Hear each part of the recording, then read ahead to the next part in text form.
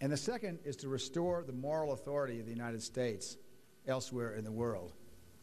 I was never more proud of Barack Obama when he went to Europe and got 200,000 Europeans to wave the American flag again. That would...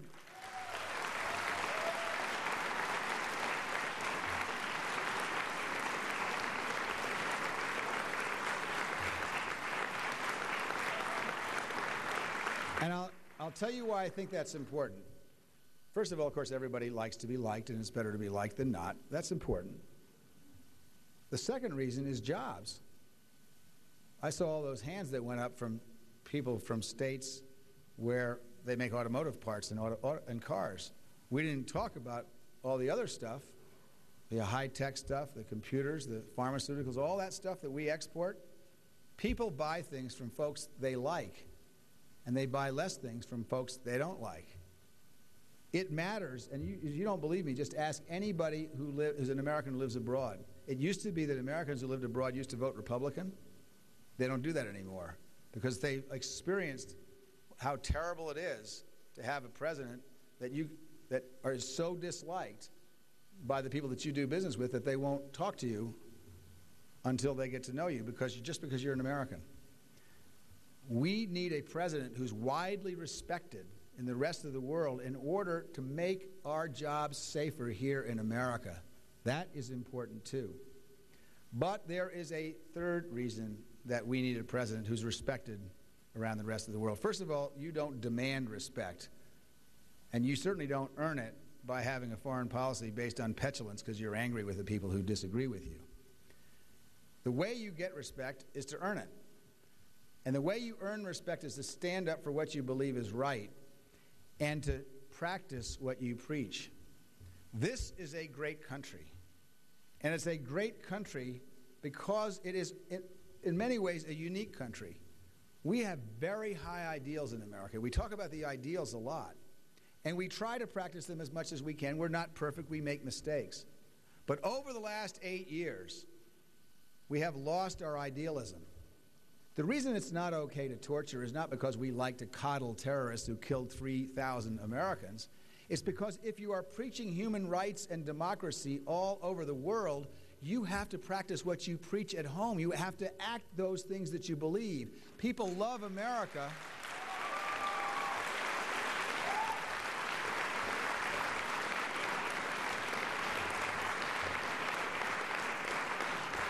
People love America because America is the promise of a better life. It is the promise of a government that works for the people instead of tells them what to do. It is a government where, it is a nation where huge numbers of people have come here over the last several hundred years to make a better life for themselves and for their family, to live in freedom and to have hope, where the government works for them and not the other way around. We are in danger of losing that because of what has happened in the last 8 years, and frankly what John McCain has also said that he agrees with in the Bush policies. We need to stand up for our ideals again. We need to say who we are and be proud of who we are, and we need to do the best we can to live our ideals. We still need to be that magnet. I was never more proud to be a Democrat when I learned about Harry Truman and the Marshall Plan. After we defeated the fascism in Europe, Harry Truman took American taxpayer dollars at a time when it wasn't very popular and helped Europe back to, and created now, 60 years later, instead of the most violent continent on the face of the earth, which Europe had been for 1,000 years, helped to create this extraordinary thing that's going on in Europe called the European Union, with 27 countries speaking different language, all part of one society, and 16 or 15, soon to be 16 of those countries sharing a common currency, only 60 years later. I was never so proud of Jimmy Carter when he stood with Anwar Sadat and Menachem Begin in the Rose Garden and got them to shake hands, the first Arab country to sign a peace agreement with the State of Israel.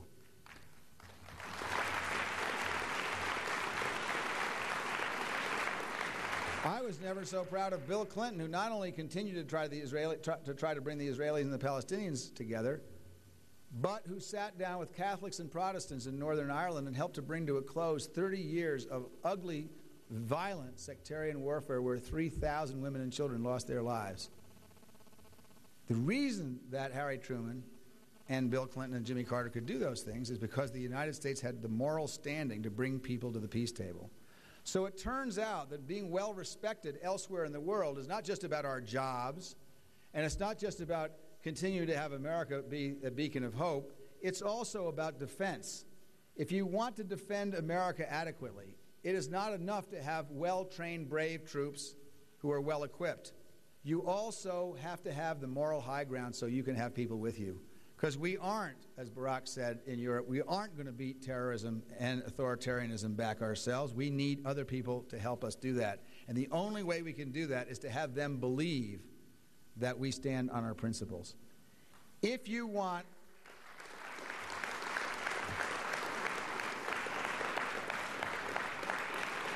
a president who believes in the old way of doing things, who looks backwards, and thinks that the last 8 years have been great for America, then you should vote for John McCain. But if you want a president who will stand on principles, who will bring America together again, and then restore America's greatness in the eyes of the rest of the world, then Barack Obama is going to be the next president of the United States of America, and we need your help. Thank you very much. Thank you very much. Thank you.